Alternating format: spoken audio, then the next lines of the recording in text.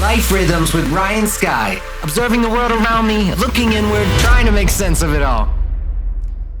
Welcome to Life Rhythms Radio Show. I'm your host, Ryan Skyy. This episode is brought to you by Mixillery.com. I'm excited to have Mixillery on as a sponsor personally because Mixillery is all about connecting people who are looking to hire a remixer. It's a platform that you can use to find and hire someone to remix your song. And why that's so important is because anybody can go online and you can search music producers, you can search for remixers, you can hire somebody, but it's like, how much do you pay them and who should you hire and what genre should you choose? And with option overload, it can be a little overwhelming to figure out what's the best use of your money. Because what it comes down to is remixes are marketing tools. A remix of a record will get that record in front of a larger audience. It will get that record played in venues and areas like the gym or a club or a car or a fitness studio, places that maybe your original song may not be appropriate for. So it is an important marketing tool, but then who remixes it is important because first of all, the quality of the remix, and also maybe they have their own audience that's going to discover this remix. Maybe they have a following. Maybe they have a radio show. Maybe they tour and they'll be playing it out live. These are all sorts of things that are important. So Mixillery is a service that will help match you with the best remixer for your budget. So check out Mixillery.com for more information on this. Life Rhythms is a radio show that revolves around my personal growth journey. As a DJ and a producer, I spend a lot of my time observing the world around me, looking inward, trying to make sense of it all. I've been doing it in song form, and now I do it on my radio show. Each episode of Life Rhythms, we feature one guest and one song, or in this case, EP. And then I choose topics around the music for us to talk about during the episode. I'm excited for my guest today. I have Ray Volpe in the studio. He's a DJ and a producer. Happy to be here. Thank you so much. Vocalist. Yes, yeah, as well. Yeah. Right? A little bit of everything. And you have commercial dubstep. That's what you like to call your sound. Yeah. Right? Commercial dubstep. So we have you on. We're gonna be featuring your EP, the Volpetron Ascends EP. Yes. Which just came out. It's 5 songs. And also, we're going to be talking about Laserbeam, which was a career-defining moment for you. Changed absolutely everything in my life. It started everything you're on right now. It was the most played record at EDC Las Vegas in 2022, went number 1 on Beatport's Dubstep chart, number 1 on the iTunes Electronic chart, and it debuted on 2 Billboard charts. It's no big deal. Yeah, just a little couple things here. Pretty good moment for you. Nothing. I still keep hearing it right now. It just freaks me out. Super cool. And then also we're going to talk about. It's a great story of yours because you in high school you were bullied. Yes, you were bullied. You started out as a gamer. You fell in love with music, and you were a scene kid. Yeah. So we're gonna talk about how you went from the scene kid and you fell in love with music. You were bullied, and to go from people saying your music sucks and they never even heard your music. They were just making fun of it. Yeah, just to do that. But just to be like, your music sucks. No one's gonna like it, and then. To move through that and your music doesn't suck. Thank you. When clearly it doesn't suck. Like if we research you online, like you're doing very well. You're doing a tour right now. Yes. Right? Yeah. What's the name of the tour? It's also Volpetron Ascends. So it's just accompanying the EP from this headline run. Yes, you're doing a headline tour. I mean, and you did festivals this year. You did Lollapalooza. Yeah, that was my first Lollapalooza. Tomorrowland. It's been so crazy. Sunset Music Festival. Yeah. So you're definitely on your way, and I love these stories. We're going to get into how all this happened. Amazing. Yeah. So we're going to take a quick break, and when we get back, we're going to dive into all this with Ray Volpe. Sounds perfect. All right. We'll be back. Welcome back to Life Rhythms Radio Show. I'm your host, Ryan Skyy. Adobe family, I've got my guest today in the studio, Ray Volpe.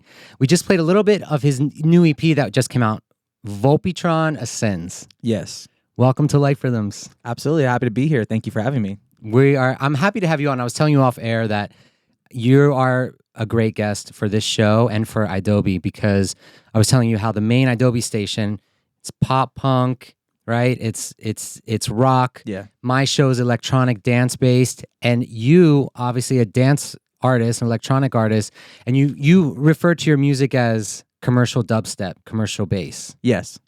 Yeah. There's like a synergy. There's kind of like I see a kindred spirit between the two worlds of your genre of dance music and then also what a lot of the Adobe audience listens to. Absolutely. There's definitely a connection coming down to even the roots of what I used to listen to when I was starting out. I come from like a rock world. You know, That's what I wanted to ask you. And you're sitting here on the sofa with, like, what is this shirt? Is this a group? This is Drop Dead, which is Ollie Sykes from Bring Me the Horizon. This is his clothing brand. Yeah, I love it. It's got such a cool shirt. Holes in it. Yeah, it's a little holy. Lime green and It's very cool. distressed, and it's super rocker. Yeah, You've got the chain on. Yeah, I'm a little EDM rock star. Yeah. So you got your start. I was reading that you got your start when you were in 7th grade. Yeah. In North Carolina, and you were just messing around making Call of Duty montage videos. Yes. To various sounds, electronic music, and that's how you found your love of it. Absolutely, 100%. It was all just me, way too young to be understanding Sony Vegas or Premiere Pro or After Effects, and just going into it full on and making fun videos. And it was a lot of, at first it was metal. It was all metalcore, post-hardcore, super scene kid music. And then I found EDM because a lot of these kids were using that, and I was like, oh, this is cool. So I was like, let me give it a shot. What was it about gaming that drew you to that at first? Like to EDM specifically? No, Or just gaming. Because you started out gaming. Yeah. I think it was just I love to create things. I always have. You know how like it can be kind of a generic saying when you see in like a documentary where it's like they always had a microphone in their hand. And it's like they didn't know what they were doing it too. Like, you know, but like I was always just doing something, I guess. You know, always having fun. I used to actually make these home videos with like our little handy cam with my cousins, and it was just these like little Harry Potter ripoff movies and stuff like that, or like little horror films. We would make those together, and it was fun. And I loved doing it. So when I got really heavily into gaming, as a lot of kids did. And when I was on YouTube one day, I saw that these people were doing trick shots in Call of Duty, but they were doing them in sync to music, and they were doing them in sync to beats, and they had multiple cool trick shots or cool moments and cinematic moments where it's like part of the map you're flying through, and then it takes you to a trick shot. And I was like, oh, they're making these little like movies basically. So I was like, let me try this. Yeah. And so you tried it? Yeah, I tried it and I loved it. It was amazing. I actually, even before that, I was making stop motion videos for wrestling. Oh, really? Yeah. Like figures. So you're always a creator. Always a creator, I guess. He always yeah, had a microphone in his hand. He always had a video camera in his hand. Yeah, you know, even from the age of 1, he was going to do something. When he picked up that pencil, he knew he was going to be a best-selling author.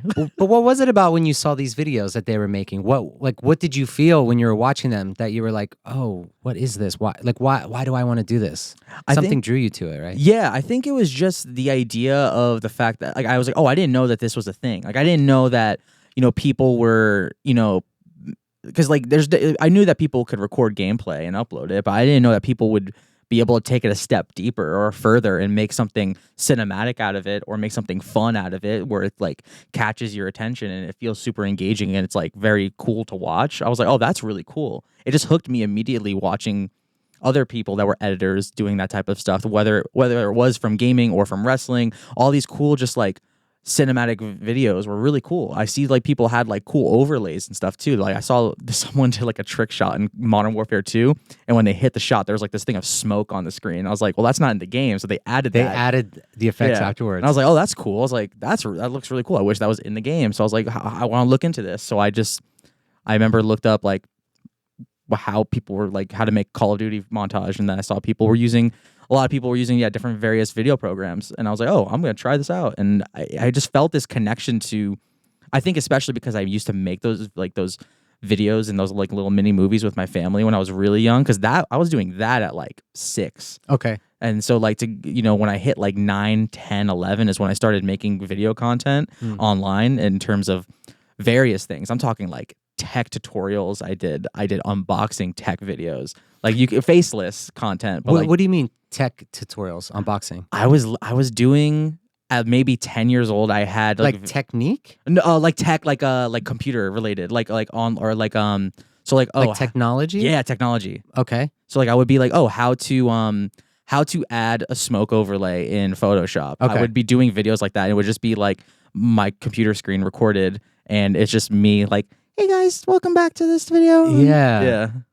Okay, I'm starting to. I'm seeing the picture now, because I also when I was looking at an interview of yours, and you had mentioned when I learned about this stuff about how you got started with the gaming, and you had said how working in, I think maybe it was Premiere Pro, reminded you of Ableton? Because I use Ableton. Yes, it's Or Ableton reminds you of video editing. Yes. And I was like, I never thought about that, but it really does. It's so similar, especially in comparison to something like Reason or FL Studio, where the interface is a lot different compared to something. But when you go from video into music, I remember opening Ableton for the first time and being like, oh, this is super similar. It's like you have a timeline here. I actually people call it deleting time when you're producing music and you cut out a section. In Ableton, it's called delete time. I call it ripple delete. I still think in video terms. Yeah. So like I'm always like, oh, ripple delete this, and some of my friends are like, what? I'm like, oh no, like delete the time. That's interesting. I used to make websites when I was younger. Oh really? Yeah. I've done graphic design, the Adobe stuff, and I did a lot of web design stuff.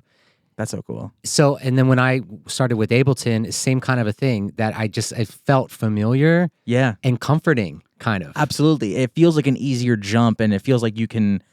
It's almost like you have like a leg up in it, right? It's like you almost have like a head start because you like feel a familiarity with the program. Because there's a timeline. Yep. Do you ever use the flip, the other side of Ableton? I used it in my early days. It wasn't DJing; it was like performing shows. I did a tour when I was 17.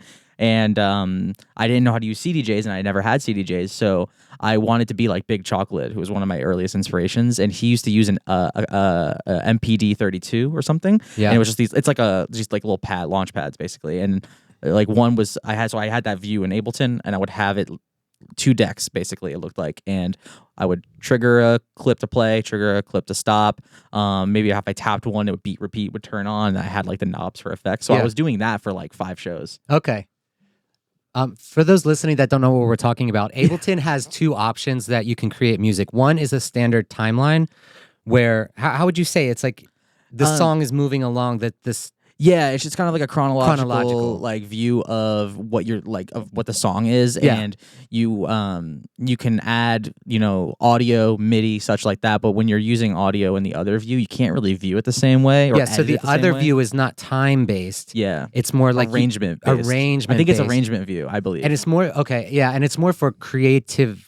It's like performance and creative. It's like trying things out. Like, let me start this beat. Let me put these hi-hats in. Definitely more, I would say, for especially and maybe in more hip hop as well. Whenever you start bringing in controllers, because some people will like sampling. They'll sample beats, and they'll actually like start a beat and they'll have a kick on like a pad, and they'll like start performing that live while they're at home in the studio to like record it, and then they'll use that view more as well. I've noticed. But it's so crazy watching the videos of people with the tapping. It's like, holy! I can't do that. I can't do 2 different things with my hands at the same time. I'll start doing the same thing. Do you play, or do you punch everything in? I punch everything in. Every melody I ever create, I just draw in manually. I don't even use like.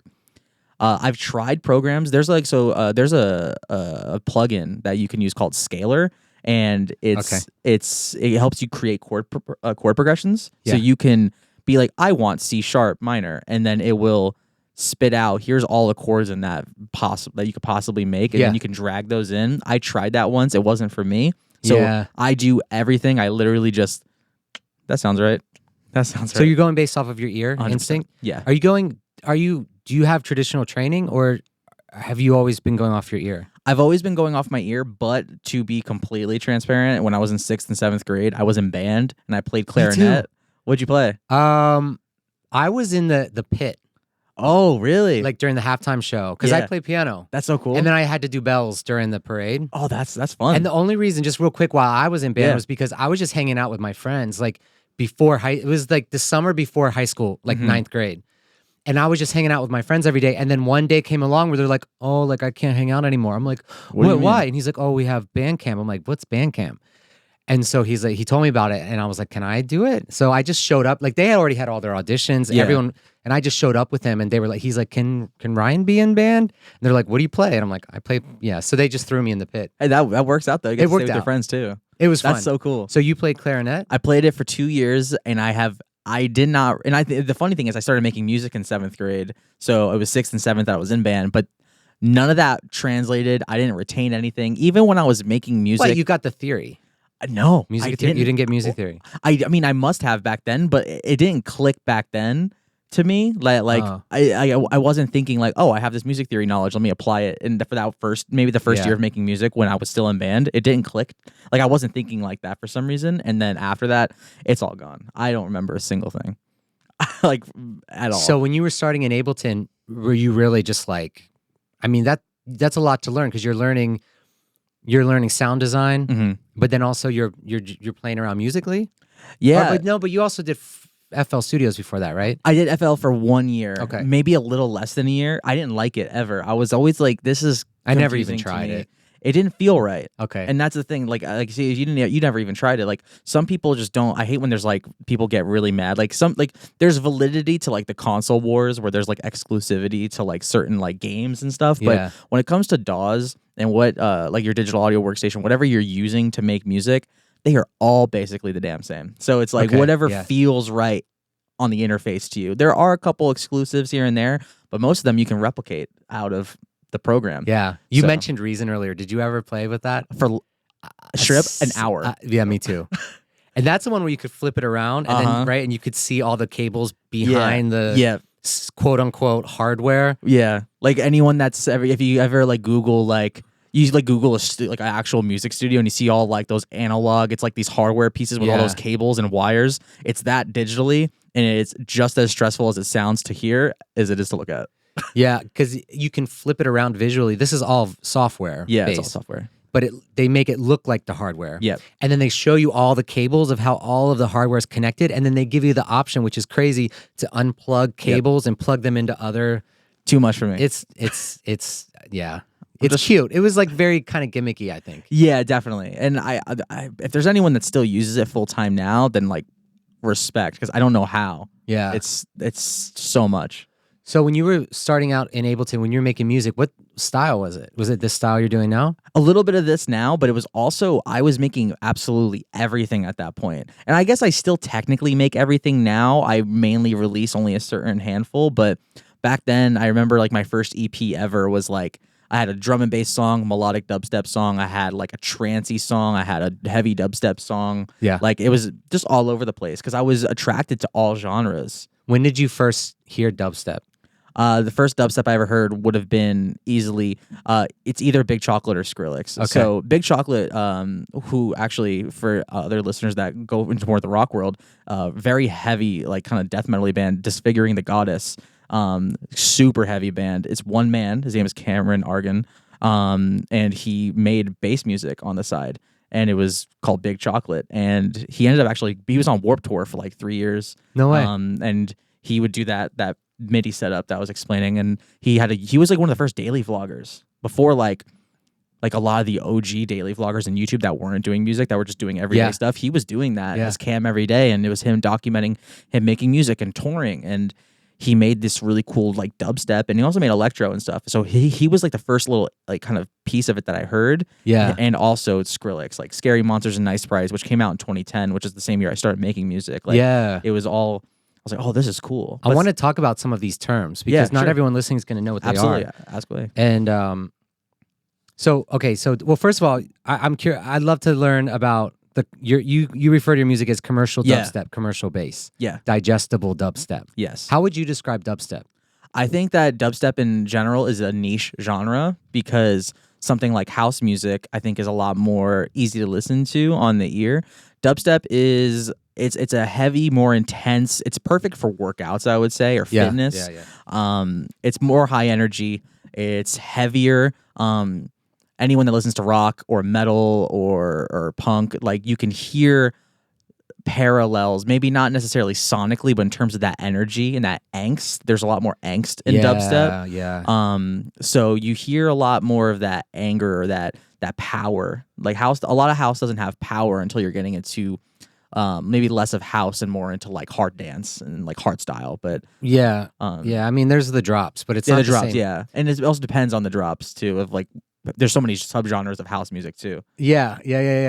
And dubstep also has that release element to it. It's like kind of the moshing and the headbanging and that like you said, that angst release of it. It's like the same. It's interestingly like the same community almost. Like I think a lot of dubstep fans do like rock and other like stuff like that. If we took video of a crowd at a dubstep concert or a dubstep show and we took out the audio and we replaced it with rock, I think alt rock, I feel like the only difference you'd be able to tell is you'd see more color in the crowd. You would see more color in the outfits and the candy, but the energy that the dancing, the behavior, and the dancing, it's all the same. It's all the same. Yeah.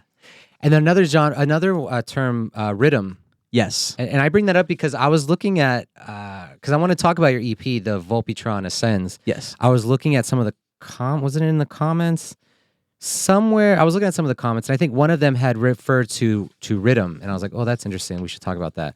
So rhythm is a subgenre of dubstep. Yeah. So it's like a more, it's something like, it's like a deeper sound, a darker sound, a more minimal sound. Yeah. I couldn't even give you the proper definition because I actually personally don't make rhythm. I have it here. Oh, you do have it? Yeah. Amazing. So it's a subgenre of dubstep. It's known for its heavy use of repetitive Yeah. and minimalist sub-bass triplet percussion arrangements. That's Makes very sense. specific.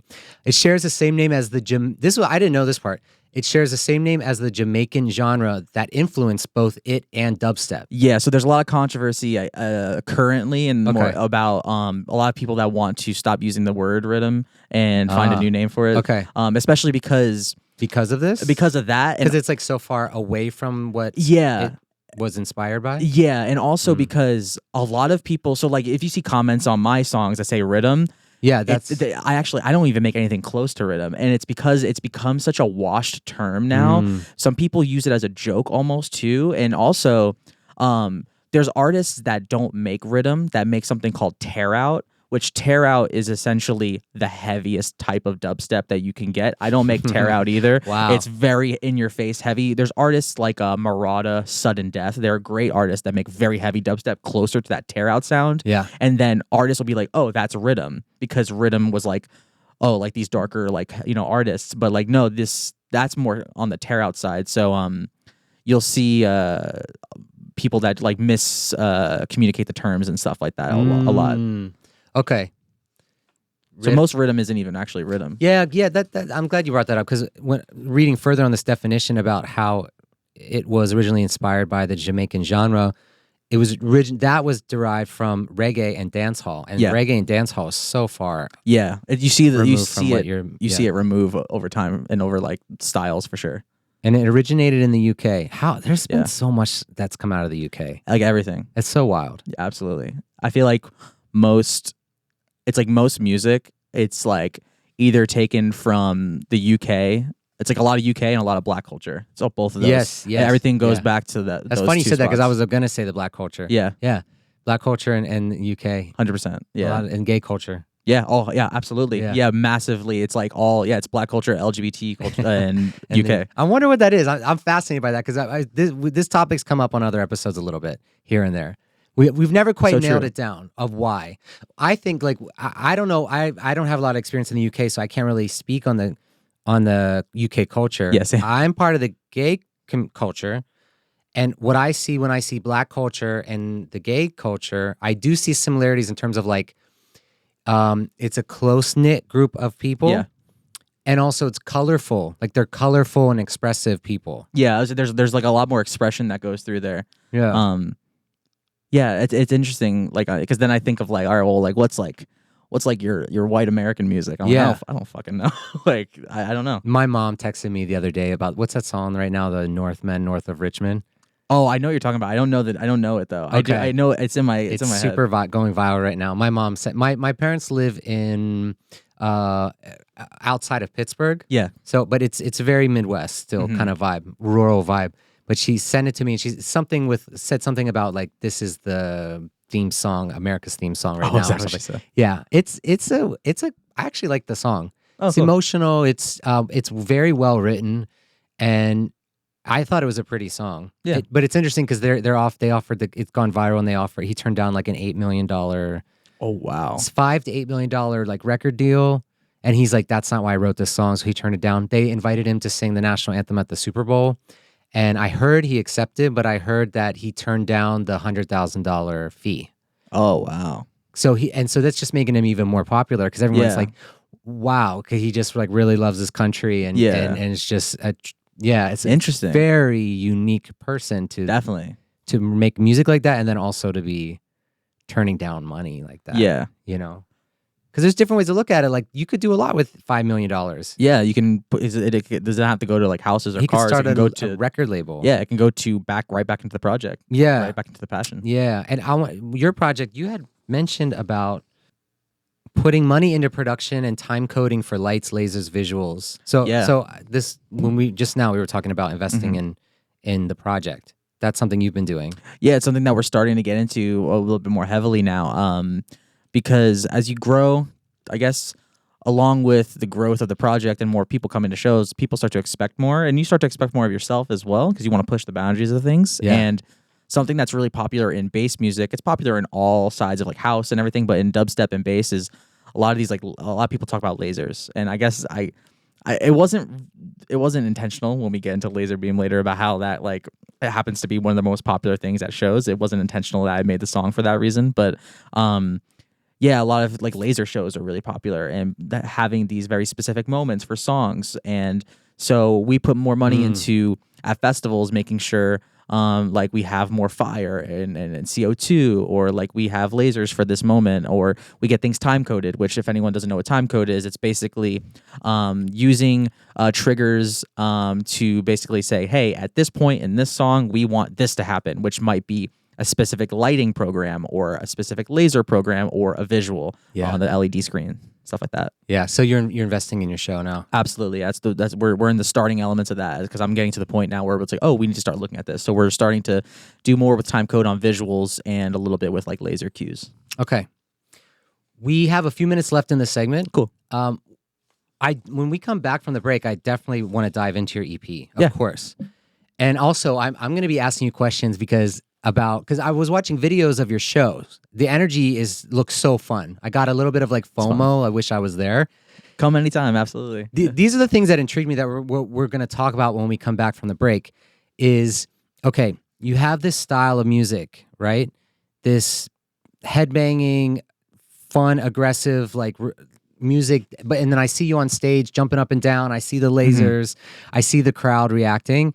And then when I was looking at notes from the manager, label manager. Yeah. And she had said that you're straight edged, right? Straight edge, yeah. So you don't drink. Do nothing, no drugs, smoking, anything of the sort. Yeah. I thought that was cool. That's very cool. I'm the same. Oh, awesome. That's amazing. Yeah. But also too, she had talked about you're an advocate for like mental health. Oh, massively. Which is what this show, I mean, the show's a music-based show, but it's all about personal growth. Absolutely. That's what I'm here for. I'd love to talk about that. Yeah, and I want to ask you about that because when I look at the videos of you performing, I see fun and like I want to be there. I love it, but I would never guess these things. Yeah, so I'm like, oh, that's so interesting. I really want to like learn more about this side of it. 100%. Yeah. Okay. So we're gonna take a break. Cool. Idobi, we'll be right back with more of this right after this on Life Rhythms. Welcome back to Life Rhythms Radio Show. I'm your host, Ryan Skyy. I've got my guest in the studio with me, Ray Volpe. Welcome back to Life Rhythms. Happy to be here. Excited to get back into it. I want to start right off with Laserbeam. Awesome. Laserbeam, a song you put out. Laserbeam, you didn't put it out at first, right? This is what I want to know is like, okay, to catch people listening up that don't know about this was a career-defining song for you because it kind of went viral. Yeah. Absolutely. Right? It was the most played track at EDC Las Vegas, 2022. Yes. So out of all the DJs, all the sets, all the songs that people are playing, this Laserbeam song was the most played track. It's crazy to even hear that now. Yeah. It's weird. It reached number 1 on Billboard's dubstep chart, number 1 on the iTunes electronic chart, debuted on 2 Billboard charts. Yeah, we hit 2 Billboard charts, which was crazy. At that point, I'd never hit Billboard. I never expected to hit it with that either. How was the song being played? Because you hadn't released it yet. You released it because it became so popular. Yeah. And people were like, we want this track. What is this track, right? Yeah, so in all of bass music, and also, so in dubstep you have this, and also in house music you have this as well. In EDM in general, there's this sense, but I think it's strongest in bass and dubstep. There's a thing called ID culture, which an ID is short for identification, which usually you use to be like, oh, what's the ID of this song if you don't know it? But it's also used to describe an unreleased song. So it's like, oh, like what's that ID of yours that's like not out yet? So people refer to them like that. And so a big thing that's in this bass community is you will send unreleased music to your friends, and if they like it, they'll play it out at their sets. So that way, it's like, oh, I went to the Skrillex show and I heard the unreleased Ray Volpe, or I went to the Slander or Nightmare show and I heard the unreleased Ray Volpe here. So basically, all we did was I made the song in November of 2022, and Excision, who is kind of like the godfather of dubstep, and he runs the bass community, most would say. He has his own festivals, and he's done so much to give back to the bass community. He's just the top name. He does like arena shows. It's really cool. I've known him for years. He's been very supportive for years. And so right after New Year's, I actually emailed him. I said, hey, man, just wanted to send you this new song of mine. It's called Laserbeam.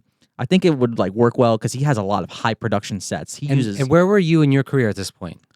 So I'm making music full time and I tour full time. But we're nothing's like we're just like smooth sailing.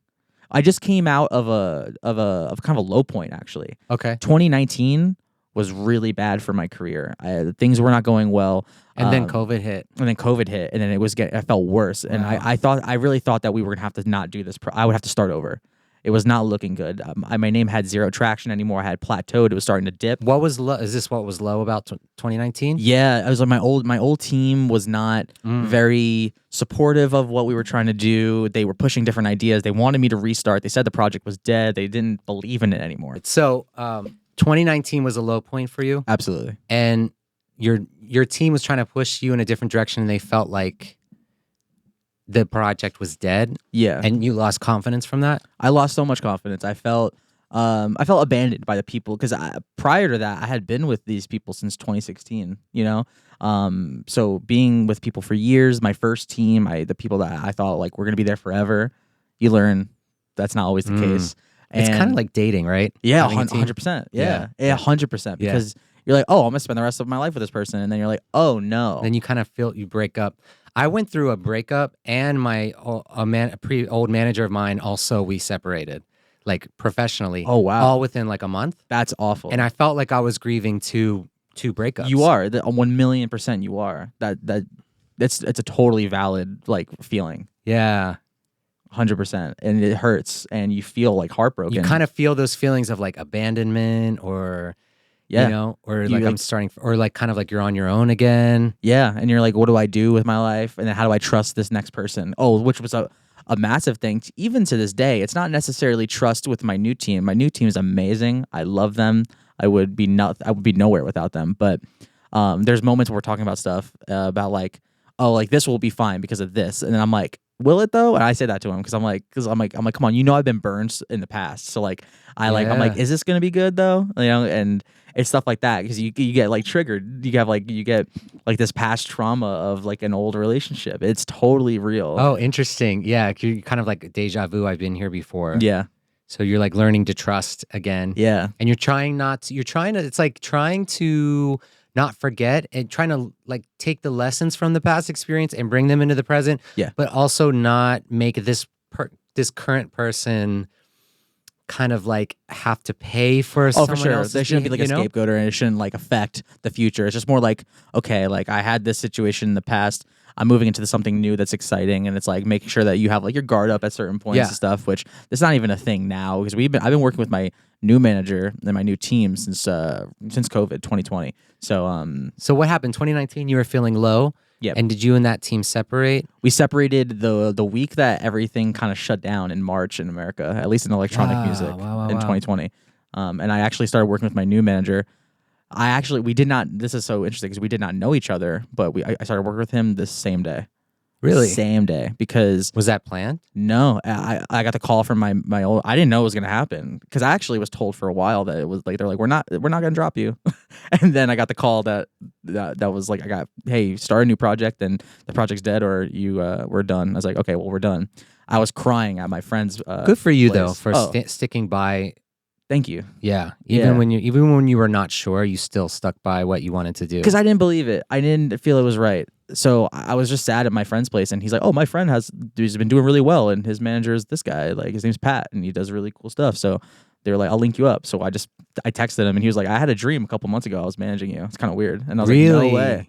So we just started working together immediately. Maybe he did some kind of inception thing in his dream. Yeah, he was doing some manifesting. He got some crystals, and he was just going for it. And then 2 months later, it all just manifested for him. And yeah, I knew he was a plotter. He was a schemer. yeah, but did that take you to Laserbeam? Eventually, it did. I think just like having a team that was confident in me and pushed me to feel like, oh, like I'm doing the right things. It ended up being, I sent that song to Excision, and he played it out. Well, and how did you make it? Why did you make it? Like yeah. I made it it was so purely for fun. It was so much just like I was making a song that I wanted to feel fun and just kind of bright, and that song it's not like a dark song by any means. It's a very high energy song, and I just wanted to make something, because I feel like a lot of my music, I have some high energy music, I have some lower energy songs, and I wanted something that was like really high energy and a fast paced feeling. So I was just messing around in Ableton, and I found this like really fast, like kind of cool bass synth, and I was like, this is really cool, and I liked it a lot, and I thought that it sounded like a laser, so I was like, oh, I recorded a vocal on laser, and it kind of went from there. It was very much fun based. Yeah, okay. And did you get to play it out yourself? Yes. Or were you already sending it out to other people? So I didn't send it to basically anyone at first. I was playing it out myself, and it got good reactions live. Isn't that the best feeling, to try something out live? It's the best feeling in the world, especially so exciting if the crowd reacts positively. Yeah. It's the coolest feeling. It's the coolest feeling in the world. Nothing compares to it. I get tripped out by that, because I'll be up on stage, even DJing, whether it's something I made or not. Just every once in a while, I'll have this like meta like moment where I'll just kind of be out of body experience, and I'll be like, it's so weird to like play a song and then to see all these people receive it, and then react to it. And that's why I do it, because that's the craziest feeling that you can't even explain it unless like you've done it. Like nothing compares, Yeah. And as someone that's straight edge, I know like some people go to shows and they take drugs or whatever to like maybe like enhance their experience, but like I don't know if that's the best way I can experience it, or I can explain it, because I don't know. Were you always straight edge, or always? Yeah. Okay, that's what I was curious about. I wasn't always straight edge. I've dabbled here and there. I've had fun, but I don't drink or do anything when I'm working, because I like to be sharp. Yeah, no, that makes sense. And I've drank before. One time I did a gig, and I did E, and I just felt like I felt very connected to the crowd, but I just was like super foggy mind. And, Got you, yeah. And I just was like, and even with drinking, it's like I can't think about what I'm playing, and I'm not able to think about what to play next. And that makes sense, yeah. I was like, why do I want to dull my mind? You want to be like on point for it. And then also for touring, it's not sustainable if you're partying. It's ruined countless people. I mean, you look at people like like Avicii.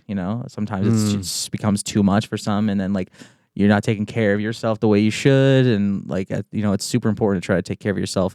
I guess physically when you're talking about that, but also then mentally on the road as well. Yeah. I'm glad that I became, I guess, straight edge before my career started to do well, like before I was DJing a lot. Yeah. Because I could see if you kind of like, if you're up on stage and you have to be on the mic and you have to be in front of a crowd and you have a lot of anxiety, performance anxiety. Yeah. And you drink or do something and it kind of like gives you some confidence. Or some people need it to then it becomes a crux, right? Yeah. So for me, I forced myself to get good, like to get used to it without it. Yeah, that's great. You know what I mean? That's great. Yeah. I'm glad that like you were able to do that and get to that point without it. Because like some people, they needed to open up. Like someone for me, I'm a social butterfly. I can talk to anybody. I could talk. Okay. I can talk for hours to anyone. So like I don't have that. Like I don't need any, I guess, like liquid courage or any help in that area. Yeah. But then like for you to be able to, I guess, teach yourself to be able to get to that point and then not have to rely on it, that's amazing. Yeah. I was always there for the music anyways. Yeah.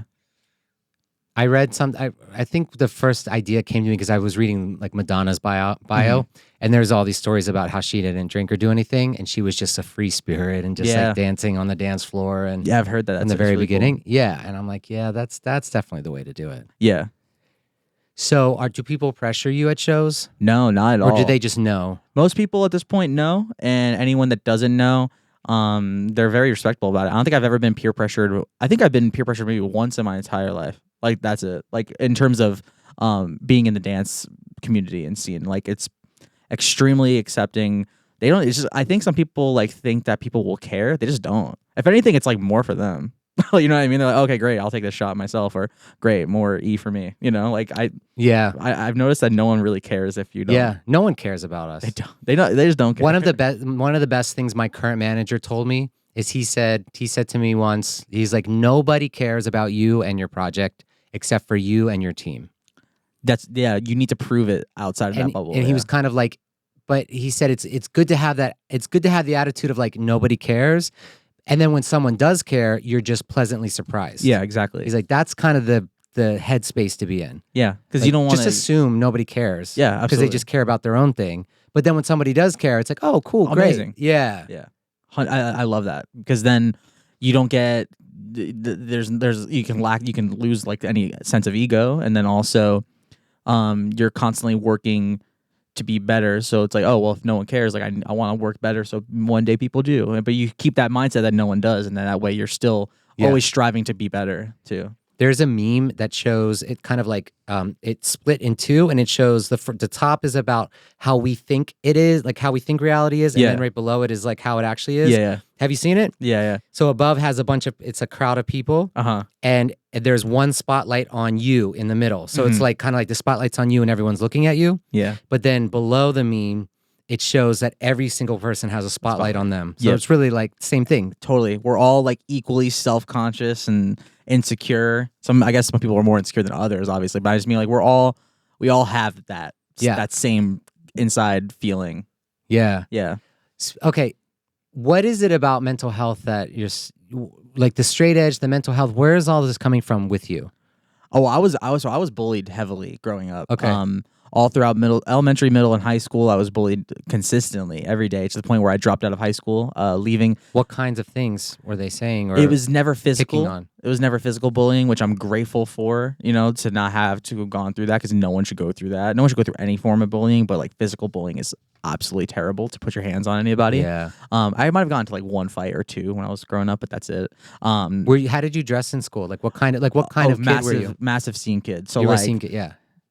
Super skin tight black skinny jeans from Hot Topic, all band tees from also Hot Topic. I had long hair to where it was like in my eyes, and I had my head kind of permanently at a tilt because couldn't see. I had like uglier glasses than I do now. Like the more like that's so mean to say uglier, but like I guess to my own personal taste of like the older kind of 2003 thin curved rectangle glasses that are like the more like like I had that. I had a lot more. I was bigger as well. I was maybe 40-50 pounds heavier. Okay. So I was wearing clothes that didn't fit me properly, and so all of that.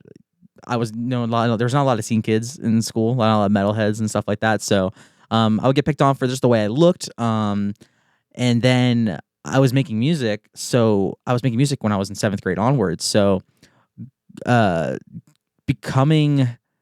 to like do something cool, I guess, because like making music is cool. That's like undeniable. Doing something cool in terms of like in other people's eyes. Yeah. Is that what you mean? Yeah, like people perceive it as cool. Is that what you mean? Yeah, that, and also like I think that anyone that's creating anything is a cool thing to do. I think it's like if you do art, that's cool. Like anything that's like a cool creative thing, that's awesome. Like you're cool for that. I think that's amazing. Yeah. So doing that at a young age in school when everyone's going through puberty and everyone's an asshole. Like some people are like, you're not cool. Like, why are you trying to make music? Like your music sucks. It's like, yeah, maybe you never even heard the song. So I would get people that were coming after me for making music. It was really interesting. So I would get a lot of like, oh, hey, you're a fat fucking loser. And then it would also kind of get tacked on and be more like, you're a fat loser that should go kill yourself. And also your music sucks. And like, no one's ever going to care. Like it's stuff like that. Okay. I was like, oh, that's interesting. Like, so like, it was a lot of really heavy. Like I've gotten a lot of like, you don't deserve to live. Like you're just like a lot of weight comments and ugly comments, a lot of like really mean things just about my appearance and the idea of me trying to like make music was like stupid. There were people that were supportive of the music. I would say it was very split, where there's a lot of people that I thought was really cool that I was making music. People like friends or family? Friends and family, and then also just like people at my school that maybe were just more acquaintances. They're like, oh, Ray, he makes music, that's cool. But then there's the other half that were, it wasn't like it was split where it's like, oh, some people think it's cool and some people just don't care. It's either they think it's cool or they were really, really mean to me. So you were polarizing. It was a polarizing idea, I guess, to make music. Outside of Charlotte, North Carolina, so people were. Well, it's like, rude. hey, I'm onto something, because at least people care whether they hate me or love me. That's true. And they're feeling something. Yeah, they're feeling something. So but of course, when we're young, we're not able to think of those. At least I wasn't able to think like that. Yeah. So how did you push through that? So I left school after 11th grade, right before 12th grade started, right before senior year. I left school and I was like, okay, I'm just gonna give this a year and I'm gonna see how music goes. Thankfully, music started doing well at a younger age, so I was able to just kind of focus on that. But for a while, I didn't do anything about it. I just bottled it all in and I would let it out through music. So music was like an outlet for me to release how I'm feeling. So I would always be making music as an an emotional outlet. And is this what you're referring to when you say about how it's an escape? Yeah. It felt like an escape? Is this the kind of escape like from the bullying or Yeah. Definitely. The gaming, right? First with the gaming. Yeah, it was just like, gaming was like an escape, right? And it's like, I think it is still for a lot of people today. Even for me, with just, I guess, work stress, because as grateful as I am that music is a full-time job and it's my love and my passion, it's still a job. There's things about it that are stressful, so I go home, I game now, to like let that out.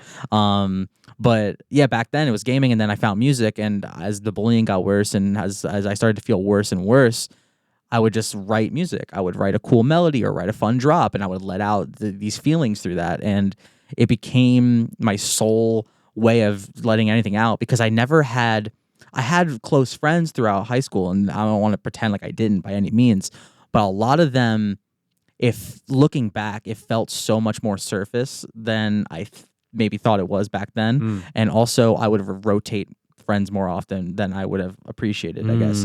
There was a couple people that were more long-term, but a lot of them were more rotating. So not feeling like I had that one solid person that I felt like I could trust, because there's people I thought I could trust back then that like I felt like were also bad friends.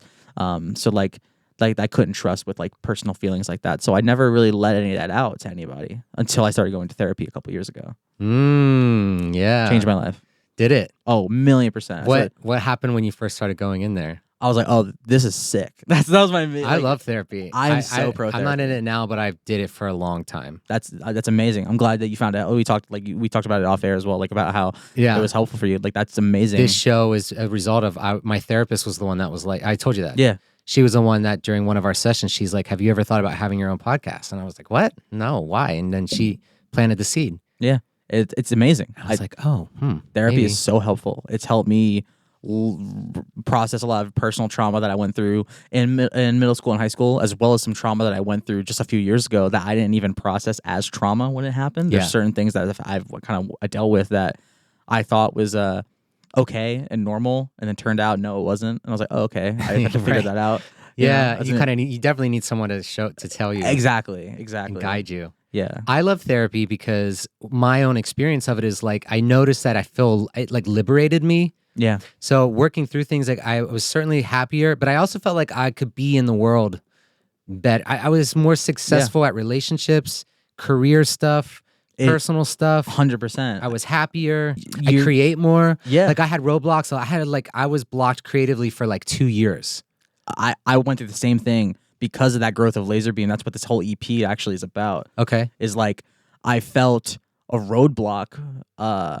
Something that isn't talked about much is success, as great as it is, it can cause problems where like pressure. Yeah, pressure, anxiety. It got to the point where it's like, if I'm gonna post a story on Instagram, is this the right caption? Because it's like every micro-sized choice and option that I can make, we need to ensure we're making that right choice, as small as that is, to make sure that we continue going with the momentum that we have. Because since that song has happened, and with this EP, I've been grateful for, I think, what we've executed a successful... The Volpetron Ascends EP. Yes, I think that Volpetron Ascends is a very successful follow-up to everything. I'm very grateful for that. I think that we did a good job on that, myself and my team. But up until then, you're like, you don't want to lose that momentum, and so it's scary. And I got so much anxiety at. And are these your own stories? Like, Yeah. are these your inner dialogue saying like, I have to keep the momentum Yeah. going. I need to watch the captions and all of these, or is it team people? It's a little bit of both. It's definitely all internal, but then the team feels the same way. But like, yeah, we do need to make sure. But then they're also getting in my ear and they're like, you're fucking overthinking certain things. You know, they're there to like bring me back down, or my therapist would be like, okay, like it's chill, like don't worry. Yeah. But there's definitely validity to the overarching kind of concept about that pressure, because I couldn't make music. One of the songs on the EP, It Isn't Me, featuring Run. I want to talk about that. Absolutely. That song I started in February 2022, and I didn't make another song until maybe August. I could not work for so long because February 2022 is when Laserbeam blew and then like went viral. And then I couldn't. I think even after August, I didn't make too much music until like November. And can you give us an idea of what's it like to be Ray with Laserbeam out and then it's going viral? What's happening online on your phone and your DMs? Like opportunities everywhere, new friends everywhere, or like, you know, people that say they want to be friends. You know, like people that are just interacting with me more. Like people talking to you that ignored you before, or there's definitely some of that, and there's also just a lot of like people wanting things from you. Yeah, definitely. There's people that want things from you, or like people that like look at you now that they just never did before, or isn't that new funny? Opportunities that arise, which has been crazy. And that's the pressure. Yeah, because you have a good problem where, hey, 2 festivals came in, they're both awesome, they're the same weekend, which one do you want to do?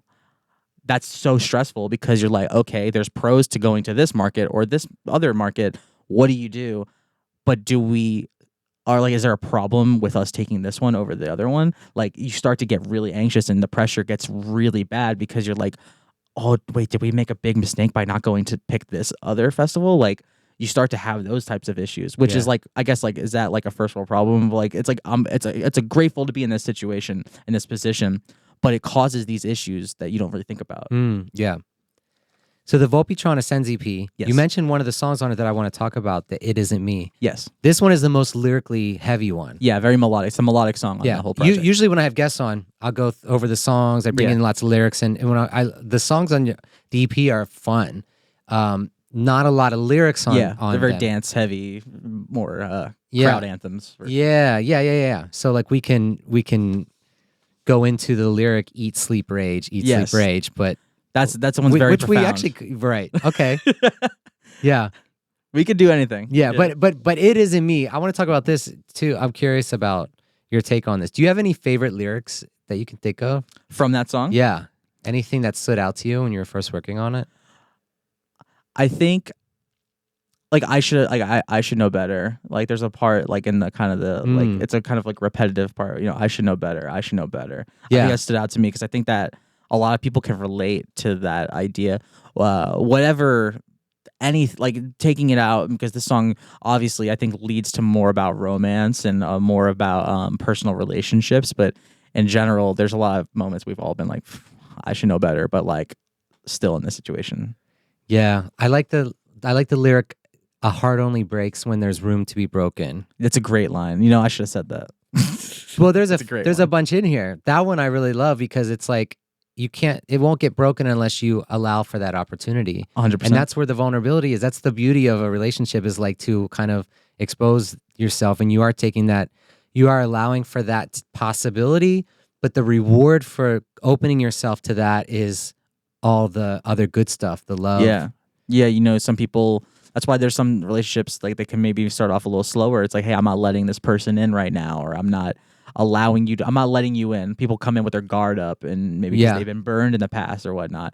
Kind of like going back to the management thing earlier. Yeah. A heart only breaks if there's room to be broken. When I first started working with my new team, at first I was like, you know, I gotta keep my guard up, you know, can't let my heart be broken again. But you know, obviously that worked out. So it applies in so many worlds. I like also like a drive in the rain. You don't know where you're going. Yeah. That one's cool. That's a really cool line. I like to imagine like just really just kind of letting it's just like, yeah, it's like a dark night, and it's like you're just letting your emotions take over, and you're just going, and you don't know where you're going emotionally, physically. where do we go from here? You know? Yeah.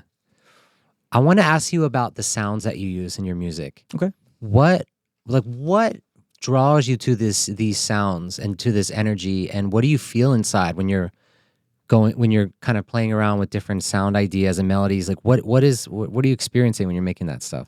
I'm always keeping in mind the general consensus, if that even makes sense. I'm keeping this general idea of what I consider my music as, which we talked about a little bit earlier about it being like commercial based, commercial dubstep.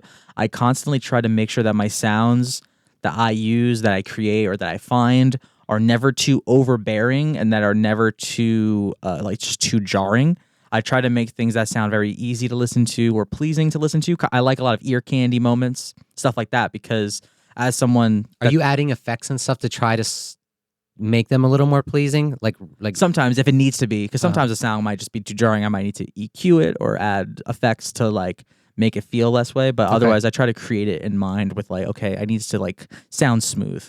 Yeah. But still have the energy. Still have the energy, whether that's like through syncopation, rhythm, flow, arrangement, stuff like that. I try to keep energy that way, as well as like punchy drums. And are you sitting by yourself for hours just... Absolutely. Yeah? I get all night long. It really hits me at like 5 a.m. Is it hard to go to sleep after you're making those songs? Yeah, 100%. Even after playing shows, it's hard for me to sleep. Yeah. It's like it's the same amount of too. adrenaline. It's like, all right, I'm like wired. I do. We kind of bonded over our energy drinks prior to the start of this. I do drink sugar-free Red Bull or something like some kind of energy drink during my shows. Yeah, I'm always drinking like the Ghost energies are all sugar-free, so I'm like just down. Always sugar-free. Always. But but I can go to sleep after drinking an energy drink because I'm so used to it. Yeah. I'm hyped up from the show too. Yeah, it's definitely like it's that post-show adrenaline that like gets you. Yeah. And I get the same thing when I'm working on music. Yeah. Sometimes like I'll be working on a song and then I like when my girlfriend goes to bed, I like to also go to bed just because like I like to go to bed together. Yeah. And sometimes she's like, it's like 3 a.m. I've been working all night. She's like, all right, I'm going to bed. I'm like, no. No, like, cause like I don't want, like I want to, of course I can stay up if I want and keep working, but I crave that connection too on that side. So I'm like, no, because I can keep going. I'll keep going until it's 9 a.m. and I'm delirious. I will keep going. Yeah, same. It's the only thing that I get like that. You get tunnel vision with. You just kind of like, for me, it's like, oh, just one more tweak, one more, let me just a little bit longer. And then you kind of listen to the same two parts like over and over. And you're in like a flow state and you realize you haven't eaten in 12 hours or however long. That happens, 100%. Or I should probably go to the bathroom. I should. Yeah. That's why like sometimes like when I fly to Australia or Europe, my friends will make a joke like because I very rarely get up to go to the bathroom on like those long flights. No, really? Like, how? And I'm like, I make music. Like, come on, like I can sit in Ableton on my desk for 13 hours and not get up because I forget. I can sit on the plane equally as long and I'll be fine. What's some of the feedback you've been getting so far on this EP? It's been extremely positive. I've been really happy about it because, in my opinion, this is my best work I've ever made. Coming out of that roadblock post Laserbeam, coming into this like, because this EP is very much like I'm here to stay EP. This is like I had the hit. Now here I am. You're not getting rid of me. Like I'm solidifying my place. Yeah. And a lot of my fans have been thankfully agreeing with it. A lot of people have been really loving Drop 'em, the bass house song on there, which I really love. It's like my personal favorite on there, as well as Happy Song. And Eat, Sleep, Rage was the shocker of the EP. Having a song that I play out live that the fans are chanting along, eat, sleep, rage. Like obviously I made that song hoping for that. But I didn't think it was gonna happen. You didn't know if it would work. I read about how you kind of eased the song in. You got them chanting first. Yeah, I did. So like on maybe 4 or 5 shows, I had them chant it before I even played it. Yeah. But that was a year ago, and I haven't done that since. And then when now the song's out, so if you have them do it, they know it's the song, which probably would be is even more exciting. Yeah. So now. Because after I stopped doing the chanting, it was just I did that to purely grab the audio for the crowds so I can sample it, and then now when I play it, it just mixes in my set. It's just like a drop ends, and it's just eat, sleep, rage, and I could dip the volume immediately, and they're chanting it. They know it. Yeah. It shocks me because having a song that people yell and it's yours, there's nothing like it because it already feels great. I'm sure as a DJ, like when you're playing and you play like a "Where You Are" by John Summit, right? And you dip that volume and they're screaming the lyrics. It feels good because you're like, oh, I'm the DJ and I'm playing that. Crowd participation. It's is amazing. Awesome. Yeah. So to have that next extra connection where it's your song is like nothing compares to that in this world. Especially if you like don't play one of your songs and then someone's like requesting it on their phone. Oh yeah, I'll see that sometimes. That's like cool. I'm like, oh my gosh, yes, of course I'll play that. So yeah, I played that 30 minutes ago. I'll play it again. Yeah. Let's go. Tell me real quick about Bro Step. So Bro Step is like a nicknamed subgenre of dubstep because like we talked about rhythm and tear out earlier. Bro Step is in that same world. I think a lot of people are trying to get rid of that name as well. Where I don't know the full story on why for that, but it's another word for it is modern dubstep. It's something that got really popularized by people like Skrillex, especially then like Zomboy and such in like the 2014 to 2016, the Getter, where a lot of people were doing the sound. It was used before those years, but that's when you started really hearing a lot of people doing it. And I Barely Alive and myself, I consider myself one of the few people that still makes that kind of stuff. Yeah, I still incorporate other stuff now, but yeah. When I read Bro Step, I get it right away, but I'm curious about what is it about wanting to keep it alive, or what's the difference between that and other dubstep? I love because I think that it has that commercial aspect to it. Okay. I think it has those because it has a lot of these screechy sounds that I love. I love like these screechy high frequency sounds. It has a lot of cool growls that I love. These vowely sounds. It just has this bright, bubbly pop essence to it. Yeah. Okay. Even if it's heavy, there's like this essence that's like fun.